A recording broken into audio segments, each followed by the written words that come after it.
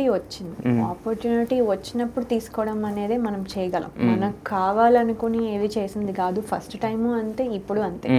ఇప్పుడు నాకు ఆపర్చునిటీ రాగానే ఫస్ట్ థింగ్ డిస్కస్ చేస్తాం. ఫస్ట్ ఆబ్వియస్లీ హస్బెండ్కి చెప్తాం. చెప్పినప్పుడు ఆయన అన్నారు, నువ్వు ఇప్పటి వరకు ఐటీలో పనిచేసావు, నువ్వు జీఈలో పనిచేసావు, తర్వాత యాపిల్లో పనిచేసావు, లేకపోతే తర్వాత జోబీలో పనిచేసావు, దెన్ విప్రో, ఇలా యూ డెడ్ ఐటీలో ఆల్మోస్ట్ 12 years చేసావు.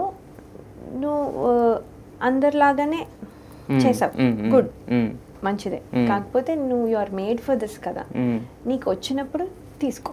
నేను చెప్పాను, దానివల్ల మరి ఇలా వెళ్ళి రావాల్సి వస్తుంది. సో ఇక్కడ అంటే ఎందుకు, కిడ్స్ ఆర్ ఇండిపెండెంట్, మనం అలాగే కదా పెంచాము, వాళ్ళు చేసుకోగలరు. అవును, నేను మిస్ అవుతారు, మిస్ అయినప్పుడల్లా వచ్చేయి, లేకపోతే అడ్జస్ట్ చేసుకో, రైట్? అది అడ్జస్ట్ చేసుకో, బ్యాలెన్స్ చేసుకుందాం. ఇప్పుడు నేను వెళ్ళాల్సి వస్తే నేను వెళ్తాను, పిల్లలు వెళ్ళాల్సి వస్తే నువ్వు ఆపవుగా. ఫ్యామిలీ కోసం అని చెప్పి వాళ్ళు సక్సెస్ని ఆపవుగా.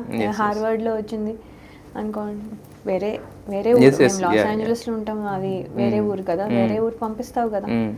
సో కెరియర్ కూడా ఇంపార్టెంటే.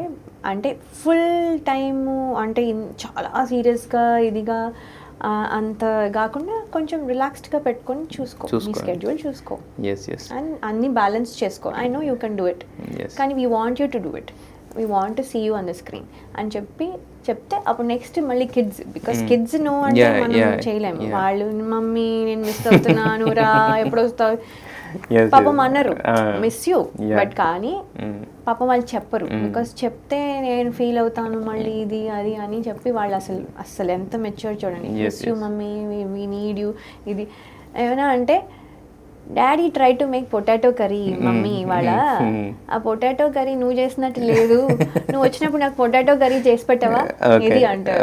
సో మిస్ యూ అన్నారు.